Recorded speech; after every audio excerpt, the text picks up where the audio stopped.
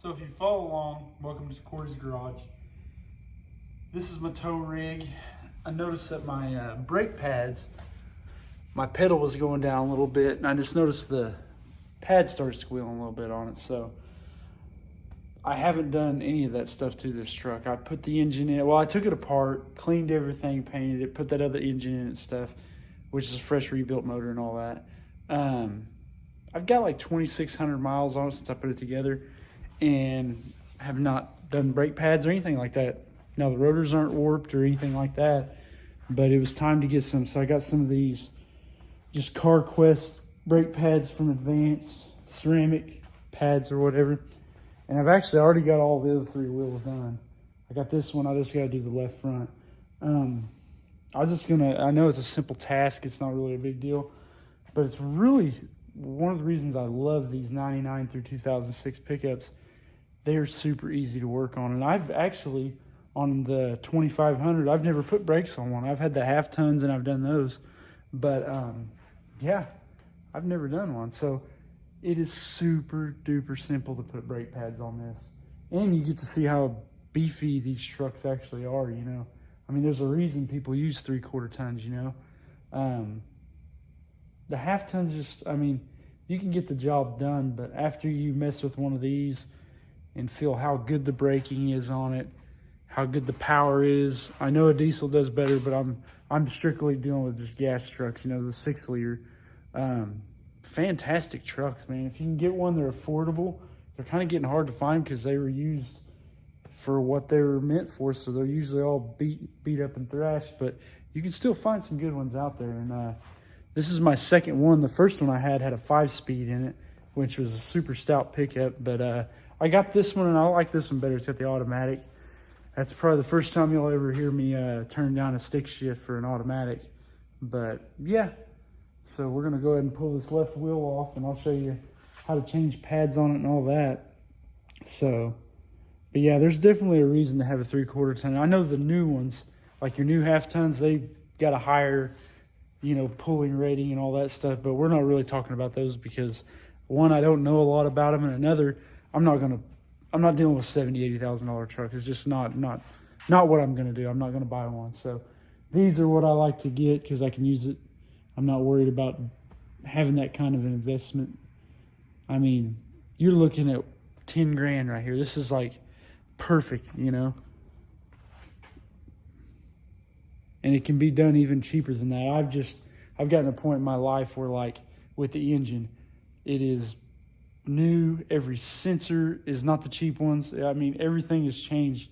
Everything I'm doing to this is the most quality I can put into it. So, but yeah, definitely going to make a good tow rig. You're probably wondering, why did you put those big tires on a 2-wheel drive? Well, I put brand new factory, you know, grandpa kind of tires, you know, that are just made for the highway. And I got stuck in the grass, and wet grass. It was pathetic, you know. And so I was like, man, I'm going to get a little bit more aggressive tire like I had on my other truck. And so I ended up using the brand new tires I put on this on the motorhome. If you see the previous video, I did that. And I didn't have a set of tires for it yet because it was going to take me like 2 weeks to get those Falcon 285s I wanted. And because I really like those Falcon tires. It was going to take me like 2 weeks, and I was like, crap, I need some tires now to put on the truck. Well, Matt had this extra set of wheels at his house. He was like, let's put those on there. And I was like, I don't know if I want to put those big tires on. Anyways, we put them on. Turns out I love the way it looks. And I was going to save it for later, but actually I'm going to solid axle swap this truck and turn it into a 4-wheel drive. And you'd ask, why don't I just put the independent front suspension stuff in it? I really like the solid axles in a 4-wheel drive truck. I want lockouts on it. I want to have the shifter through the floor. You know, I'm still going to use like a 246 style transfer case in it. But yeah, that's my goal for this one. I don't want it to sit much higher. I wouldn't mind it to sit another inch or two in the front higher, but I mean, I want it to stay at this height with that size tire, but you know, where I can go places and I could really, you know, put a Aussie locker in the front, and I want to put a really good limited slip in the back of this. But yeah, I got to put my shell camper back on it too. But I mean, make it where it's like a good camping rig and pulling, you know, in any weather. Like, I mean, I can get out and do that. And right now it's still, you know, 2-wheel drive. You are somewhat limited, but it pretty much does just about all you want to do. And in the other truck, I had the same size tire with the more of a all-terrain tire, and we've had 6-8 inches of snow and ice, and I've made it around just fine in a 2-wheel drive. So it's just when you get in the mud or you get on a good hill or something like that where it's needed. And I love 4x4. So, but yeah, that's my plan. I want to put a solid axle Dana 60 in the front and do that. But for now, I'm just putting brake pads on this and using it as a truck. So.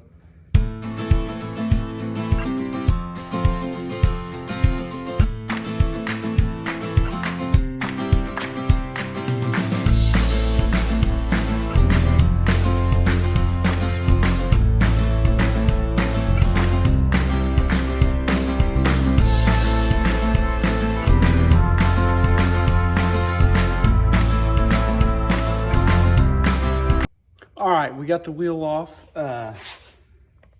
Pretty simple. It's got 2 bolts right here that slide in, hold it on, you pull it off.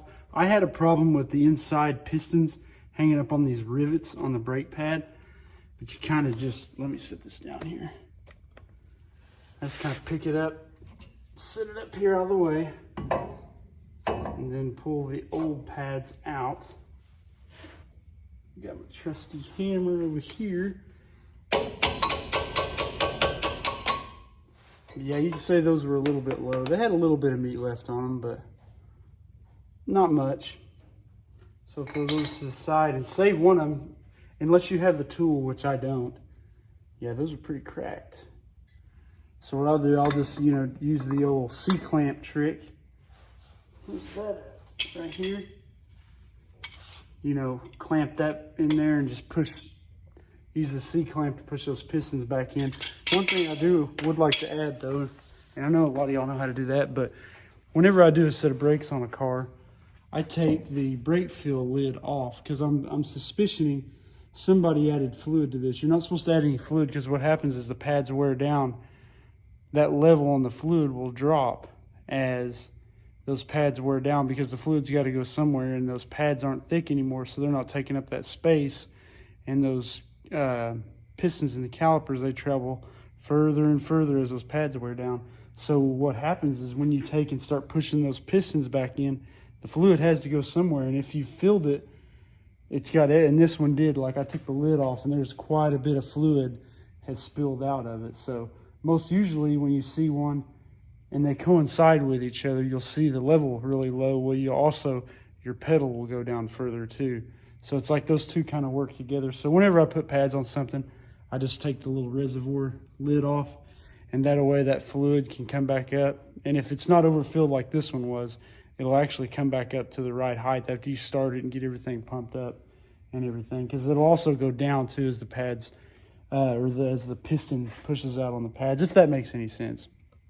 But yeah, so I'm gonna press that in there and put this thing back together. Really pretty simple for this episode. So just some tow rig maintenance is basically what I'm doing. Just getting this thing, because I've got a few cars to haul this weekend. So I want to make sure it's up to snuff. So we'll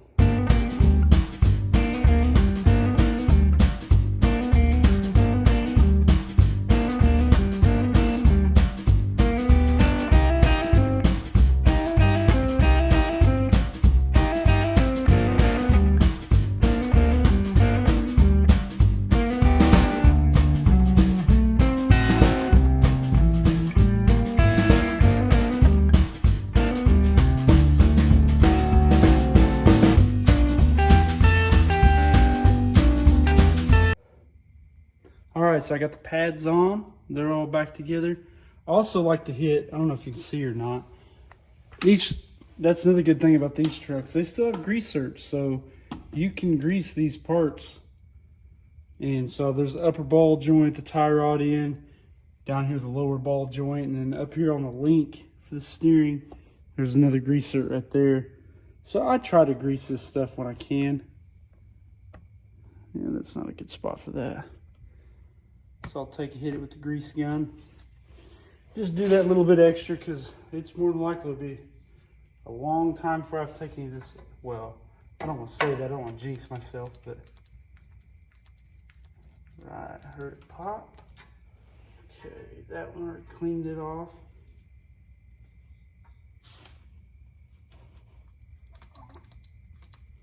There we go. All right.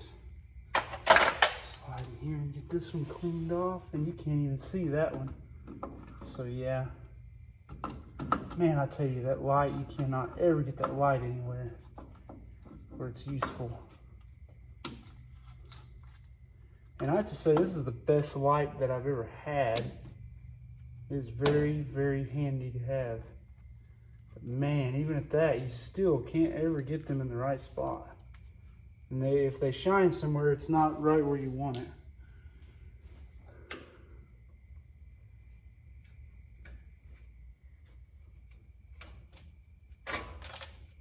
Let's see.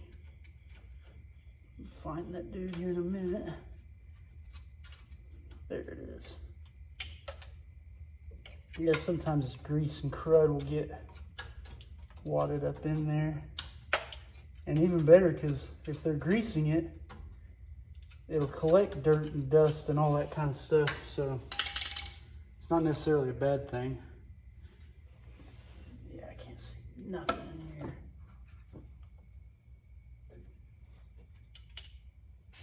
Yeah, I'm trying not to hide. I shouldn't have turned that back just yet. Oh man, it's heavy. Yeah,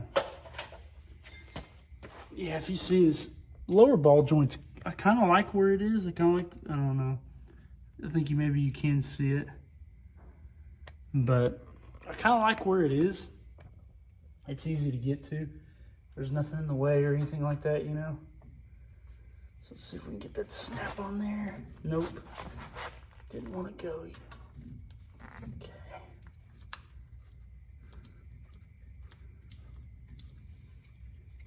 I don't know how many pumps technically you're supposed to put in it.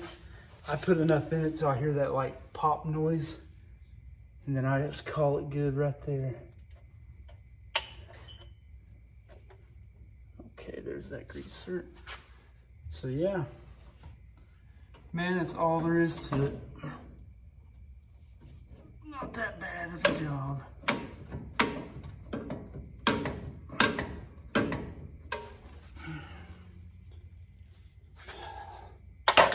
Still debating whether I put the wheel back on tonight and go to bed or wait till in the morning to do it.